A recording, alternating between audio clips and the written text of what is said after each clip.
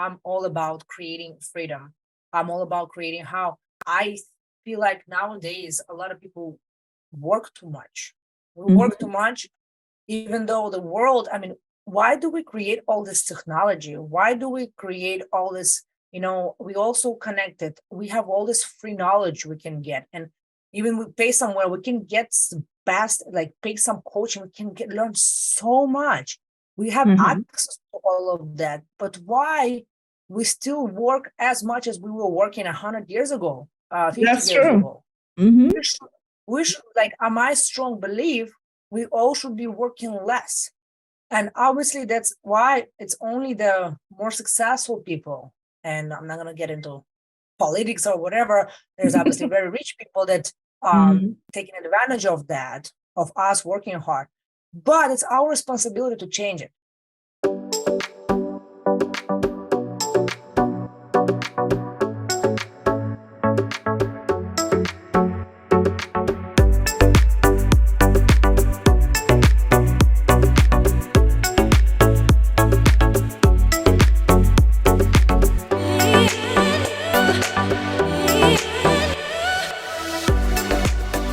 The Real Estate Vibe Show, and I'm your host, Pinky Loomba.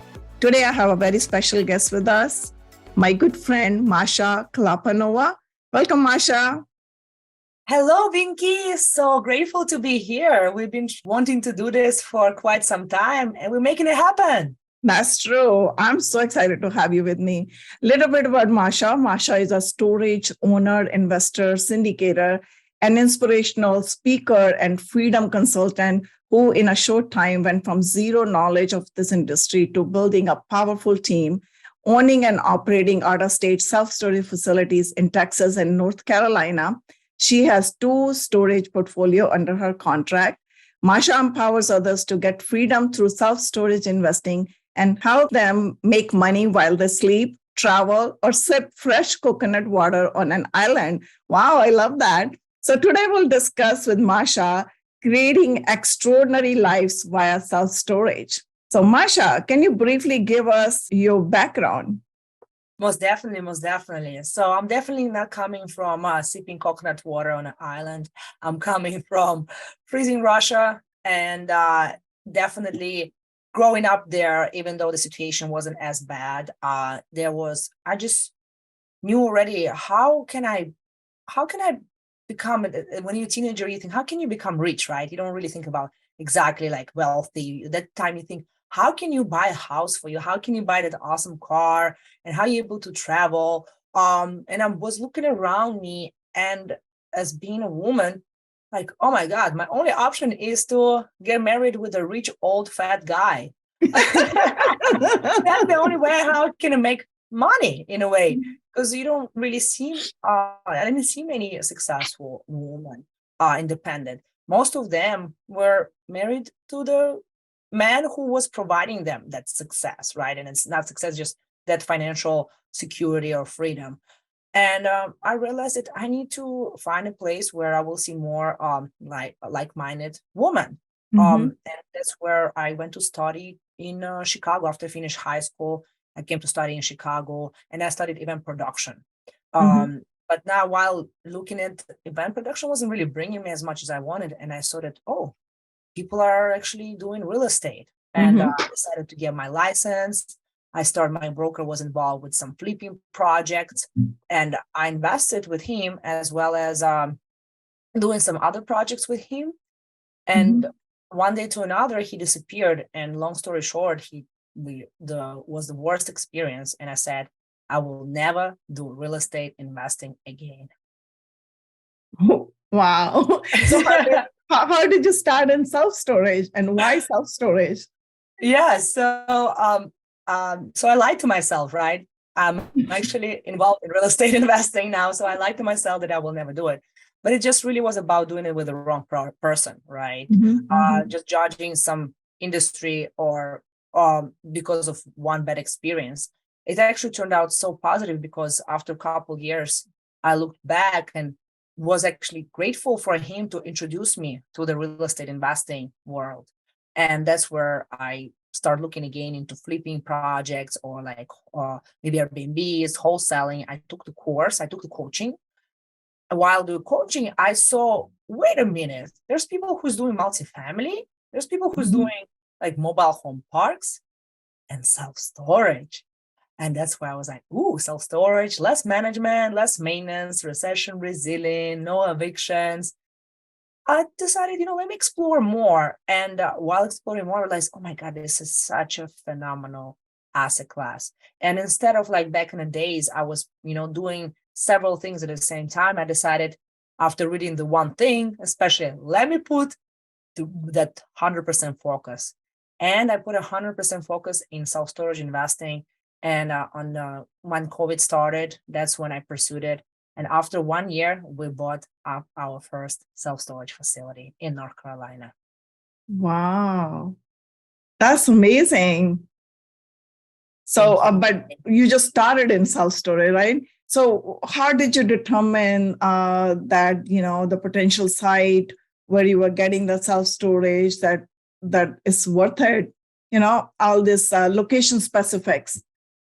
Yes. So I first started looking obviously in my backyard, and I live in Miami. So the backyard wasn't very exciting. It was super competitive. There's not much opportunities. So I was like, what can I do? How can I open myself to more opportunities? So I started expanding my market, started looking into Central Florida. Then I was like, let me look at the Northern Florida. And when you look at Northern Florida, that's already minimum of like 7 hours drive. So if I can drive 7 hours to North Florida, I can fly somewhere in a Midwest and while traveling maybe even less hours while flying. So I said, you know what? It doesn't matter where location is, but as long as the deal makes sense, as long as there's demand in the market, I'm gonna invest. And that's how I found the North Carolina deal. And that's how I found Texas deal. Even though maybe they are great states to invest in, honestly, they were not exactly. I did not select North Carolina. I did not select Texas. It just that's where opportunities came, and that's where there was good deals for good price. And again, as we know that in self storage, one of the most important parts is demand.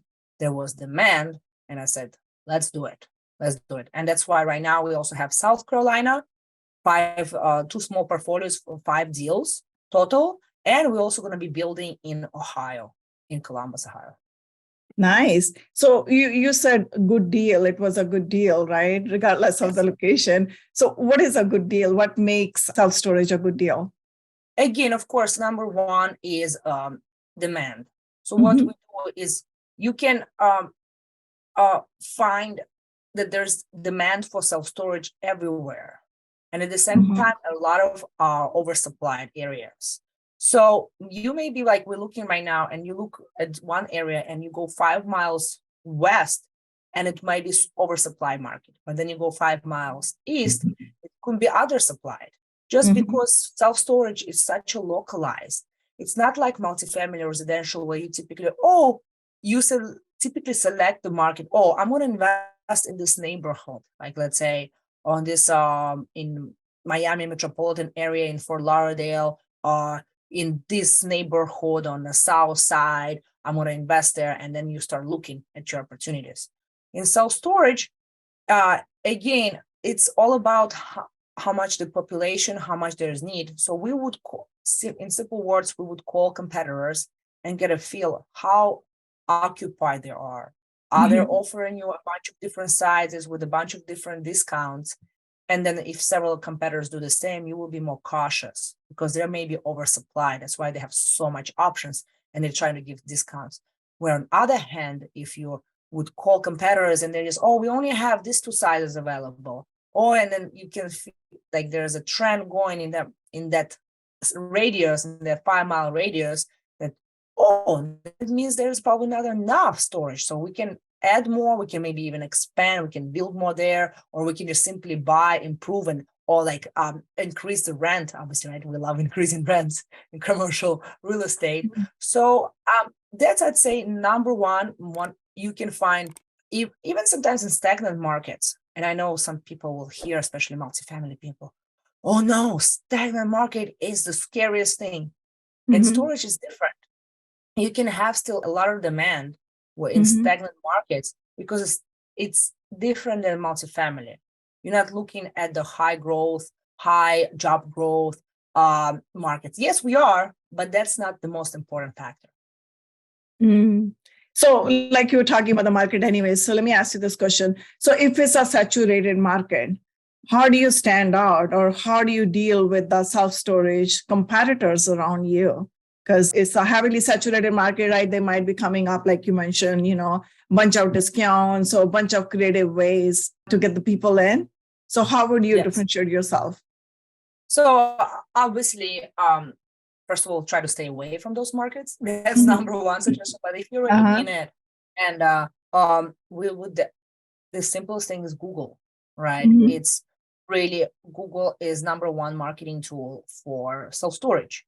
It's Mhm. simple SEO, search engine optimization, Google ads, making your again website as much as SEO friendly. And then again, I've been obviously offering discounts, putting on different like such as spare food. We have a website where people put on spare food, or even Mhm. potentially collaborating. Right now, we are thinking of collaborating with U-Haul, and Mhm. U-Haul can market. So we're going to be potentially using their software. They have a web self-storage, which is Mhm. the software that they offer, and they're offering their website. So they also Mhm. will be advertising your storage on their website, U-Haul. So we're exploring right now this option. And it's obviously visibility again, putting bright signs up, maybe a lit up your sign so people can see it at night. Um, Mhm. but again, you don't want to try to stay away at the same time, still offering storage. You can offer as much, right? But there's not so much there differentiated. It's just storing, you still just store things That's in a true. way, like Mhm.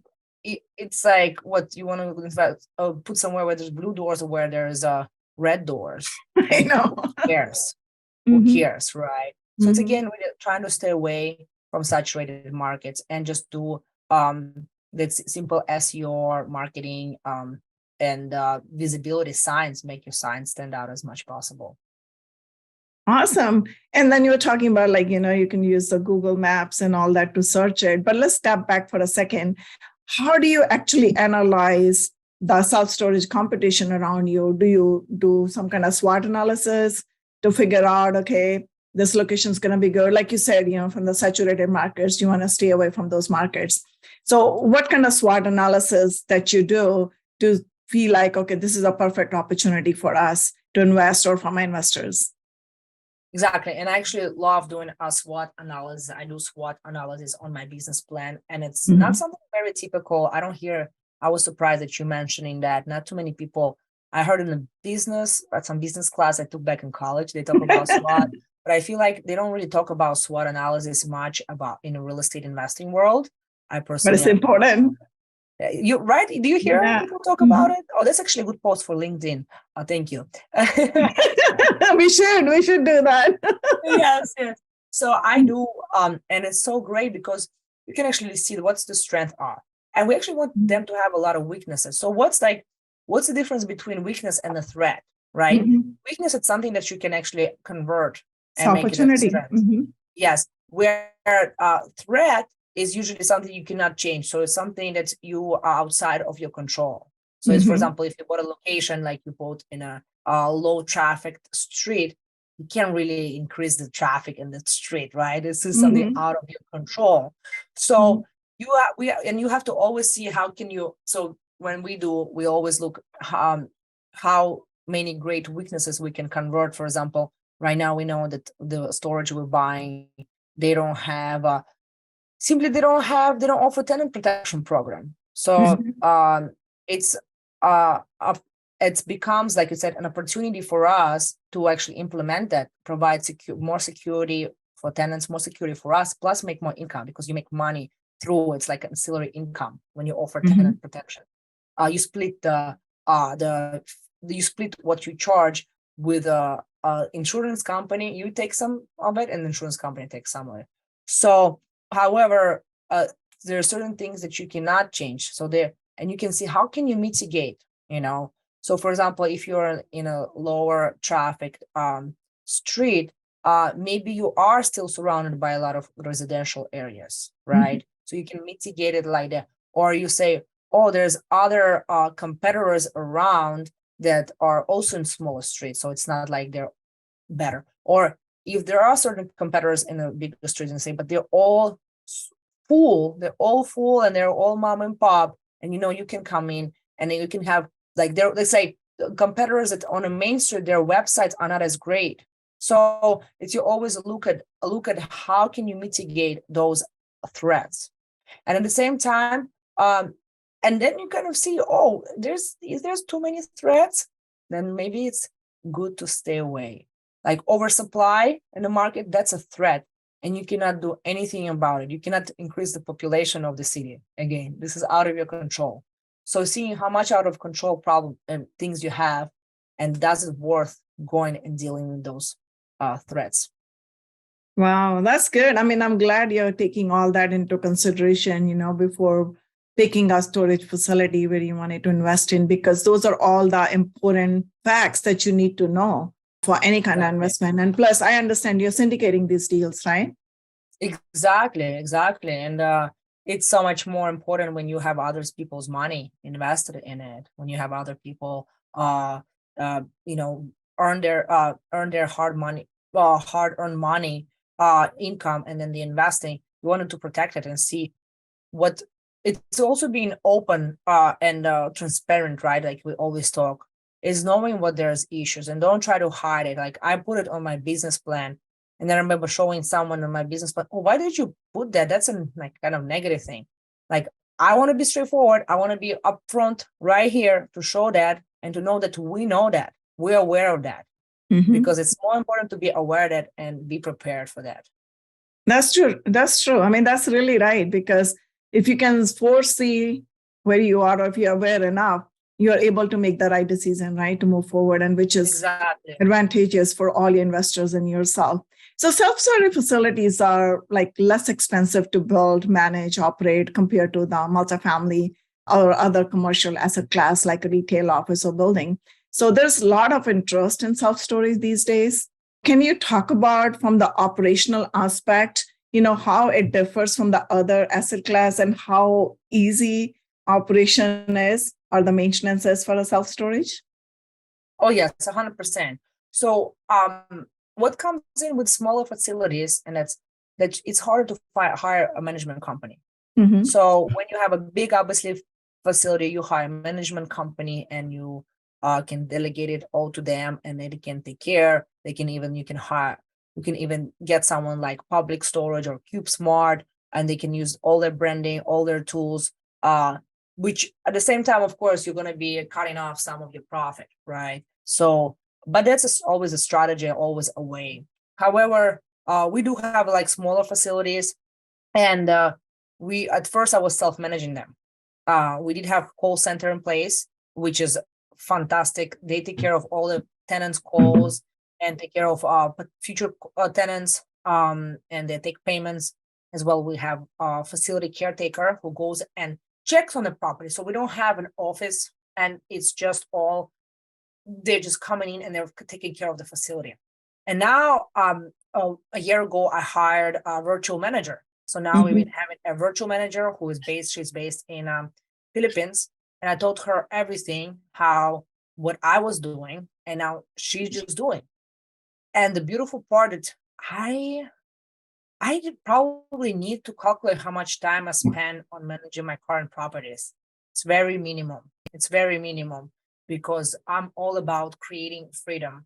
I'm all about creating how I feel like nowadays a lot of people work too much.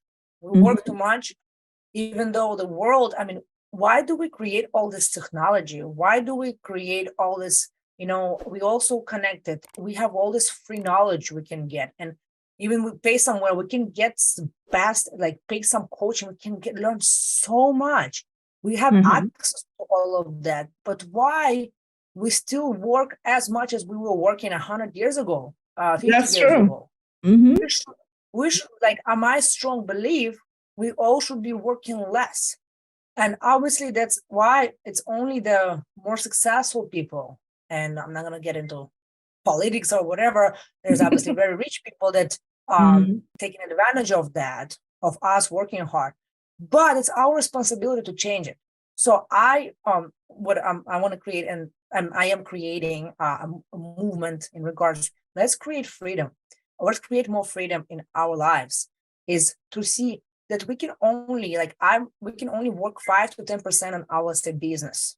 We don't need to be working so much more because so many things can be, first of all, either eliminated or automated, delegated, or even getting a partner who can just take care of specific roles. And you can still just do what you love the most and what you're best at. Mhm. So I've been shifting, and I've been, in the beginning, I was doing almost everything regarding self-storage operations and investing.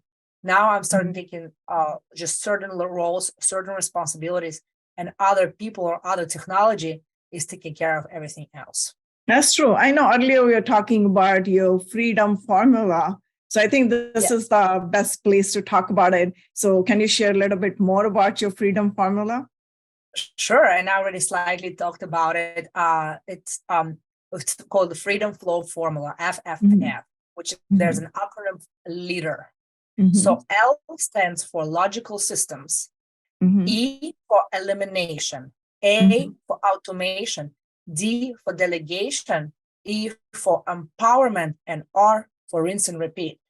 So obviously, how does it work? We create at first a system. So there's everything what we do in life, just in basic, like going to the store. There's ABCD steps or that needs to be done in order for us to get to Z. You want to buy milk, you have to go put your jacket, get the keys, go to the store, blah blah blah. But there's simple steps ABC.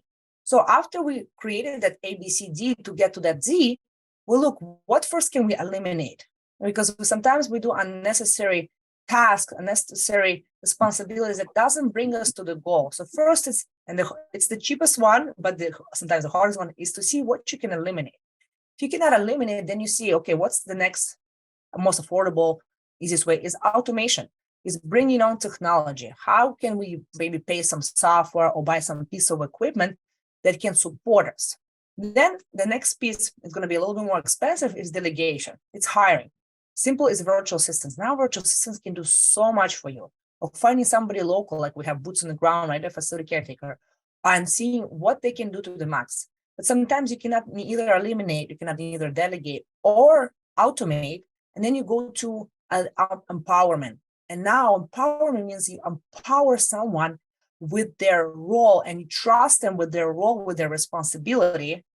And that's where partners come in place. Or let's say somebody like lawyer or CPA, you trust them what they do, right? You don't really doubt. You're not going to go read sometimes the lawyers, they trust them with their responsibility. Or partners. Right now, I got a partner who does underwriting. Even though I know how to do underwriting, I have my own underwriting, but I cannot do everything. And I'm not, I kind of like it, but I don't love it. So I found and empowered my partner to do the underwriting. And if you look at it by eliminating, delegating, empowering, all of that you're removing. And in the end, you can only end up doing 5 to 10% of the business instead of how in the beginning we start 100%, but then you start eliminating. Boom, you remove 10%, you delegated 10%, you automated 20%, you empowered a partner 30. That's where you like bit, but and then you rinse, repeat it, and see what again can you eliminate, what again can you automate, and it's a consistent process, and that's how we can really get. This doesn't apply only to self storage. It applies to, like I said, any type of business. It applies to professional people doing their career. It can even apply to simple daily chores you do. Mhm. So how and consistently just creating. So I'm just so passionate, so motivated for us all. Obviously, it starts with, for me, it starts with me, but also for me, it's to create freedom for others. So we can all create that extraordinary life and go travel, right? Go do our passions, go to pursue some hobbies that we love, and just enjoy more time with the people that we love, our family and friends. So you mentioned something very interesting. You talk about the partnership and empowering others to become a team who has a similar vision, because it's very important. when you partner with others and your team has the same vision that you're seeing in order to achieve the success that you're striving for. So I think this is a good place to ask you, how did you find the right partners for yourself? Was there some norming, forming, storming exercise you did, or it just happened organically? Oh, that's fantastic. I love this question. And first of all, it's definitely there should be some analysis going. Like you said, first of all, it's values, making sure that you share the same values, you have this similar goals, you strive for this similar. And I definitely, another thing is to look simply and analyze what you love doing and what you're the best at. This one you should always keep and always do yourself. Then there's things that you might love doing, but you're not the best at. Let's maybe either go figure out better how to do it or delegate it or empower someone else to do. Then the same thing, maybe you're something you hate doing, but you're good at it. Like, let's say for me, it's underwriting is kind of that matter. I don't hate it, but I don't really like it. So I need to empower someone else to get it done. And that's what happened. And then obviously the first thing that you need to delegate or empower someone else is definitely when you don't like it and you're not good at it. So it's simply that kind of 4 columns and keeping what you're the best at and what you love and removing what you don't like and what you're the best. Simple as that. Also, at the same time, things sometimes, and I did not really start like that. And that's why my first partnership, actually, we're going to be dissolving it. It's not working as well. But you would think, oh my God, like you're sharing it. I heard there's so much drama happens many times in partnership. Yeah, we had that moment when the things like it was a little drama, but then now we're slowly, selling the properties. We're dealing with it because we have good partnership agreements in place. So it's also understanding that creating operating agreement and partnership and know exactly who is doing what and who is responsible for what. That's why when problems arise, and we did have problem arise, that we realize we don't share similar values, and it's okay. I don't look at it like, I appreciate our partnership. I appreciate what we came out with, we've done. But sometimes it's like love relationships.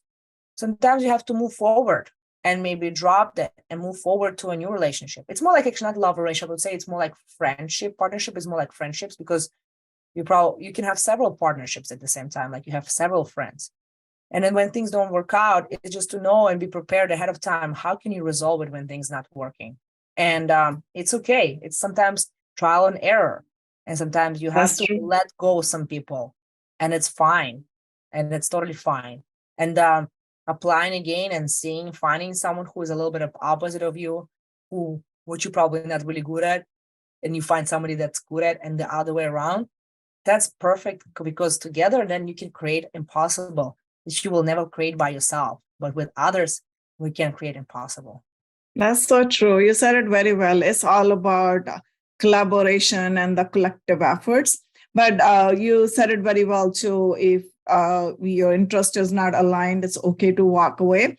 And the other way I look at it is, the partnerships, they come and go. The partners come and go.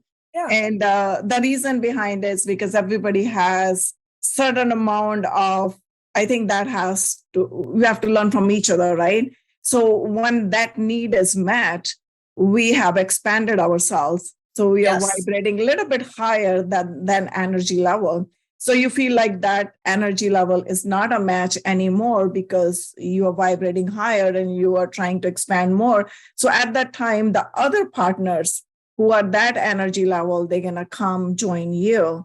And again, the same thing is going to happen. As long as you're open to that and in the receiving mode, things going to happen organically, and you're going to keep on expanding and achieving the success that you're looking for. Really love how you share that. Very well said, Binky. Very well said. Thank you.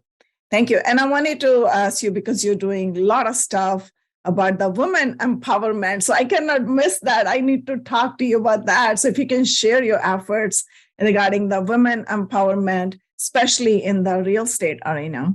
Exactly. And, you heard my story in the beginning of how really seeing all how we're women, that we set up uh, from childhood, and no matter, like, I'm not talking about in where I grew up, it's just in general, that Mhm. there's more likely that we're going to be, I mean, mothers, and then we're going to have to be more like housekeepers in a way, right? Where Mhm. probably we need to find a man who is going to support us. Maybe we're going to still have some jobs or some little business, but in reality, they're going to be the bread makers, right? So Mhm. that's how it's commonly. That's how it's most of it. So no wonder when grow up, this is okay. This is probably how it's supposed to be. And that's where, we right away grew up with that limiting mindset. And it just goes from generation to generation because that's what we see around. This is the norm. And if we Mhm. decide to do something above and beyond, we're already not normal. And Mhm. then maybe we're not going to fit in that society. So, and I don't know, I'm not going to get too much into that, but, going to like recent conferences and meeting some women, I come to them and I'm about to shake their hand. Hi, I'm Masha. What is your name? And they're like, oh, I am Matt's wife. He owns self storage, and they don't have an identity. They don't have a personality. They're the shadow of their husbands, and then we tend to blame men for that. But let's take 100% responsibility. That's true. Let's stop blaming others and actually Mhm. step out. We are Mhm. been diminishing I think we women has been diminishing our own selves, and it's just so easy to find excuses and find blame on others, society, man, right, other woman. No, we can do it all. So for me, it's so incredibly it, I love doing speaking engagement, especially, and even on social media and sharing. And that's uh, it's you can be a woman and you can make things happen no less than men, and That's men can be true. a support. Men can be a support. So it's really just taking on, and it's all starts with mindset. It's That's all true. starts with mindset. I thought at first I'm coming to commercial real estate. I was showing up to first webinars. That's when it just, like I said, COVID hit. And I was like going to those webinars. And I feel like I'm a complete idiot in a room full of mostly men again. But Mhm. and they're probably looking at me, what is this stupid girl doing here? What did she forget?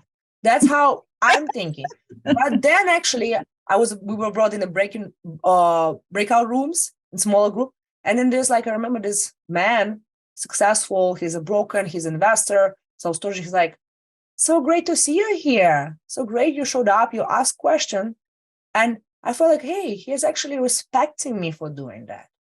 That's He's true. actually willing. Mhm. And I realized there was so much actually support. I'm where I am today. It's not because of me. It's actually because of all this amazing men and women that supported me throughout the career, throughout this journey, right? So That's it's true. it's Mhm. not be ashamed like, oh, they're gonna think of me. I'm just they're not gonna respect me. They're not gonna take me serious. That's how I thought, but it's not true. That Yeah, as it's long not as true. Yeah. it's not true, but I was convinced all my life that that's what it is. And only Oh, after yeah. commercial world, I realized in self storage that no, it's all our limiting mindset, and we can do it all. So my goal, what pushes me a lot every day, what makes me wake up, makes me go through the tough moments when the loans get denied, and and all of that, or be like first deal we got 133 banks denied us on the loan. What pushed me through is really knowing that what, I can empower those other women. If I can do it right now, I know there will be a hundreds, a thousands, a million other women who will follow the path and become successful businesswomen. Wow, I love that. Seriously, I think I love that mindset because the thing is, it's nobody's fault. It's just like if you respect yourself, everybody will respect you outside. So it has to come from the inner being. You have to realize who Exactly. you are. And women is the creator, we don't have to forget that because women are the creator and men are in this world because of women. So women Yeah. should own that and then get themselves empowered.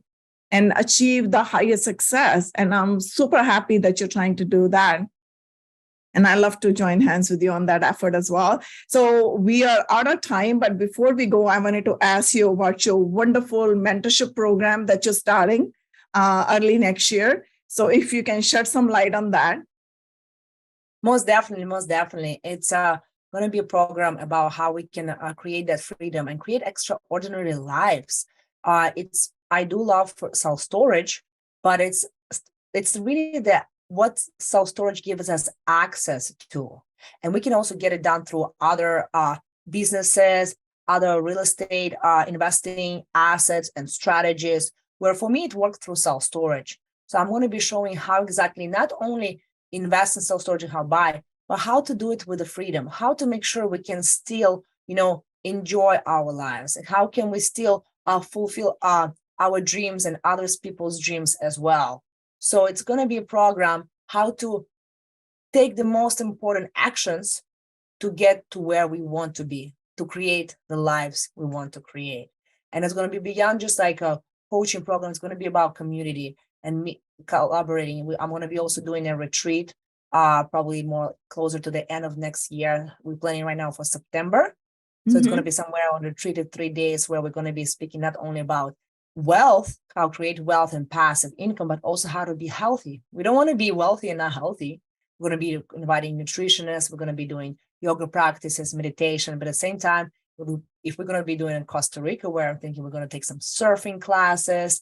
And then at the end, we're also going to throw some cool party where we can enjoy, celebrate, and cheers for the successes, for the people that we meet, and just for the beautiful life that we're creating for each other. Wow, congratulations on that. So I'm going to ask you one more question, actually. So given the economic situation that we are in right now, so what is the future for self-storage that you see at this point?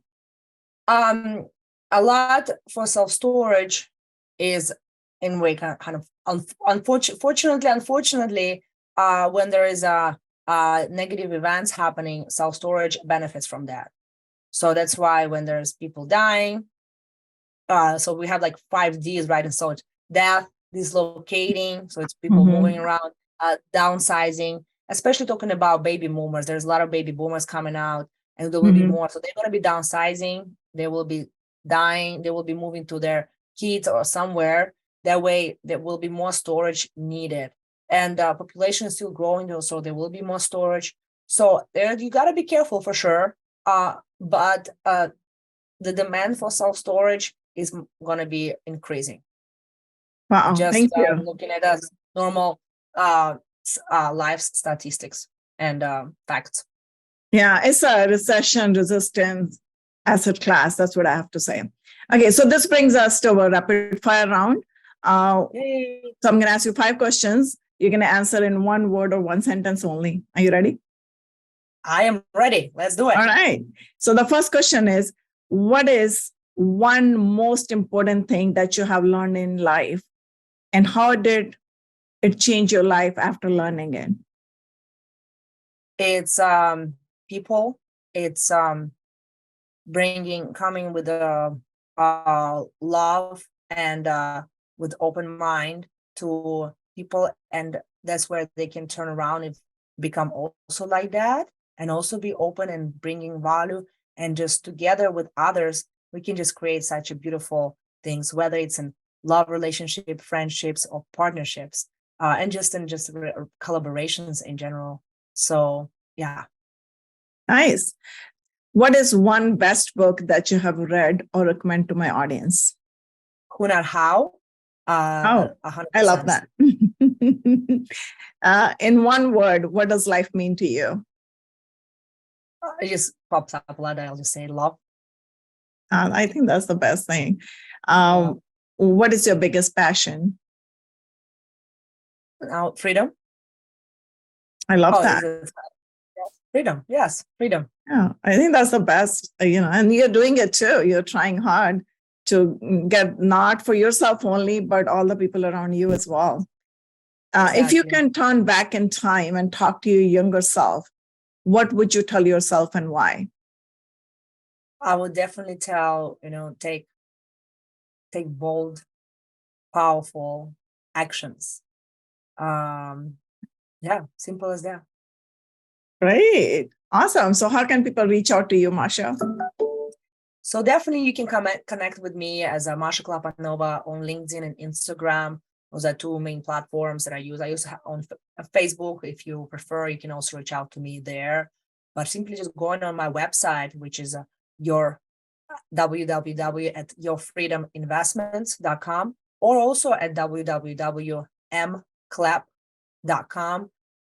And you could connect, you can schedule a call for whichever reason you'd like to speak about. We can definitely connect if you want to just learn about passive investing, if you want to learn about active investing, if you want to learn about events, real estate related events, please reach out. I'd be more than happy to be a contribution to many. Thank you so much, Masha. I really enjoyed our conversation today. Thank you so much, Vinky. You're the best. Oh, thanks.